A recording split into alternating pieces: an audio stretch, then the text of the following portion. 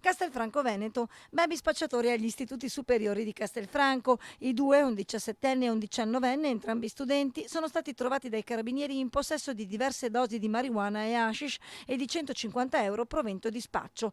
I due sono stati segnalati alle autorità e al 19enne è stata sequestrata la patente di guida. San Giorgio in Bosco c'è anche un manager bassanese di 44 anni tra le due persone che vanno verso il processo al Tribunale di Padova per l'incidente che ferì gravemente al volto un 48enne di San Giorgio in Bosco nello stabilimento dell'Acquavera. L'uomo fu investito dalla fuoriuscita improvvisa di materiale plastico fuso. La procura ha chiuso le indagini nei confronti dei due. Il bassanese è direttore dello stabilimento, un atto che in genere precede la richiesta di rinvio a giudizio.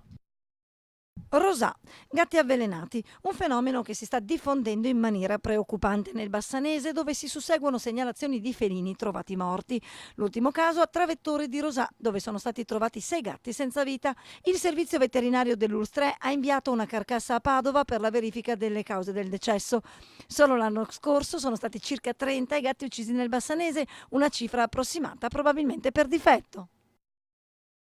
Tezze sul Brenta, Consiglio Comunale questa sera. Fra i punti all'ordine del giorno una mozione presentata dal Movimento 5 Stelle sulla messa in sicurezza di via Remondina, la risposta del sindaco Lago all'interrogazione delle minoranze sulla piscina e la presentazione ufficiale dei componenti del nuovo Consiglio Comunale dei ragazzi.